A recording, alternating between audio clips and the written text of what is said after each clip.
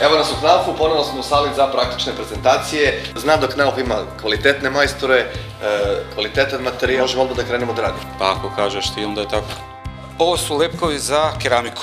3 vrste lepkova trenutno koje dolaze iz fabrike ovdje u Zemunu. Znači Fliesenkleber N, Fliesenkleber DIN i Flexkleber. Fliesenkleber DIN sa kojim ćemo danas da radimo i tu praktičnu prezentaciju je prije svega mrazootporan lepak namijenjen je za lepljenje vani, kao što mu ime samo kaže, i za unutra za keramiku koja je slabije porozna. Mogu ti reći, Darko, da ovo ide lagano, ali tako? Rekao sam ti, ako sam te nešto slagao, ti reci. Sad ono što je interesantno, ti nisi klasičan majstor, ti si kralj instruktor. Prije svega sam instruktor za primjenu praškastih materijala u firmi Knauf, znači šta edukuje ljude kako treba da postavljaju taj sistem. Međutim, danas nećemo uopšte pričati ni o kakvom sistemu, danas ćemo pokušati jednu totalno drugu priču da uradimo. Pokušat ćemo gledalcima vaše emisije da prikažemo u stvari koliko je ovaj lepak savršen. Krenut ćemo sa normalnom poroznom keramikom, jedan, ajde da kažemo, malo neobičajan format, pa ćemo nju da zalijepimo, nema nikakvog udaranja, nema nikakvog kucanja, povlačimo jednu liniju. Zašto povlačimo liniju? Pa zato što vidite, po ovoj liniji ne postoji klizanje pločice. Ajde da uzmemo neki veći format, uzmemo jednu granitnu pločicu 30x30, malo povećana kontaktna površina, pa ćemo i nju da zalijepimo, pa ćemo i na nju da povučemo jednu liniju. Nema, neće. Obično na prezentacijama, na kraju prezentacije dođu ljudi pa pipaju tu i traže, ako šta tražite, kaže tražimo ekser. Nema eksera, stvar je u lepku. Savršeno. Nije ovo još savršeno. Nije još savršeno. Ajde odlepimo ovaj kamen, pa pošto vidimo da ovdje imamo veću kontaktnu površinu, ajde da pokušamo da uradimo nešto što je savršeno. Znaš, recimo, imaš, mislim, kupatilo kad si radio, vjerovatno si radio oblaganje pločica na pločicu. Jeste. Glanc na glanc. Znači imam totalno glatku površinu, nije izbrušena, nije namazana nikakvim primerom, pa na nju, bez obzira što smo pločicu zalepili prije minut, 2, zalepimo još jednu, pa vidimo opet da nema nikakvog klizanja. Ali to nije sve. Ali to nije isto sve, naravno. Imamo pločicu opet zalepljenu prije 5 minuta, granitna pločica 30x30, inače predviđena je za pod. Vidimo da radimo sve na zidu. Pa ćemo nakon 5 minuta da zalepimo još jednu. Opet linija, nema klizanja prve, nema klizanja druge. Prije svega radeći sa Knaufom možete u jednom kraćem vremenskom intervalu da uradite duplo više posla zato što imamo ekstra dobro otvoreno vreme. Najveći problem u 90% slučajeva jeste taj što su zidovi krivi. Nanese se jednostavno više lepila na pločicu i zalepi se. Opet vidimo da tu nema nikakvog klizanja. Sve ovo što si mi ti, Darko, rekao je dovoljno razloga da sljedeće kupatilo ili bilo šta što mi treba za lepljenje pločica uradim upravo sa Knauf lepkovima.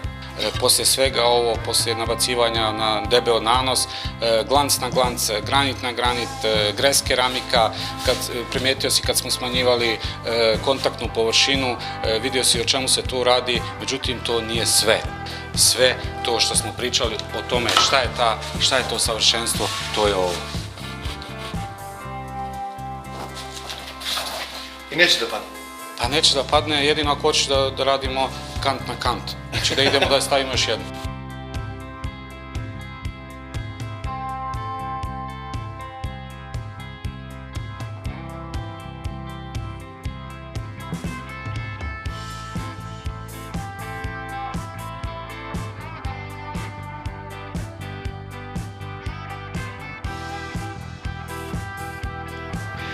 Evo nas na jednom gradilištu, razgovaramo sa Bojanom. Bojane, dobar dan. Čime se vi bavite? Bavim se ugradnjom keramike. Da, ovdje smo trenutno na podnoj keramici, tako? Radi se podna keramika. Tehnički granit se lepi na ravnom podu. Konkretno za ovaj današnji primjer, odnosno ove pločice, koji se lepak koristi?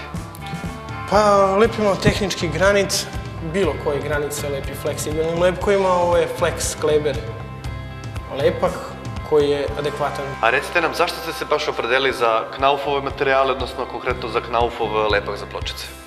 Pa zato što ima duže otvoreno vrijeme rada od ostalih lepkova. Tako da je mnogo lakše i jednostavnije raditi s ovim lepkom nego sa bilo kojim drugim.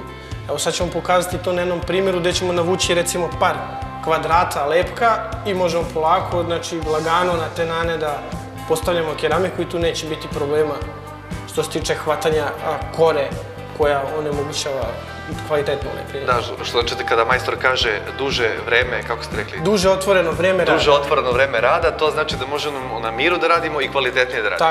Tako je. Možemo prvo izravnati pod, znači i polako, lagano prištovati pločice, što nam daje mogućnost da i nakon lepljenja postoje pomeranja štelovanja pločica još recimo narednih par sati.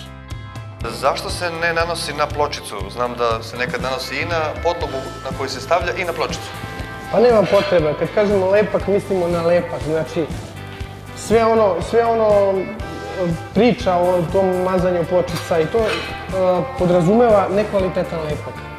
Pa je potrebno jače utisnuti lepak i na podlogu i na pločicu da bi došao do nekog lepljenja. Da, to važi za nekvalitetne lepkove. Što se ovog lepka tiče, zaista nema potrebe, evo vidi se da nije dovoljan čak ni neki veliki pritisak, niti bilo šta. Da. Lupanje, gumeni čekići i sve ostalo. Što znači da sa lepljenjem ovim lepkom dobijamo i na brzini. Tako je, kako da ne, dobijete kako dobijamo na brzini. Dovoljno je pritom poravnati zidove, ostalo je sve, da kažem, igračka s ovim lepkom jer daje mogućnost, da kažem, namazati ceo zid i onda polako, lagano ukrajati pločice i ređati. Nema potrebe mazati pločicu, kvasiti pločice vodom ili ostalo, znači...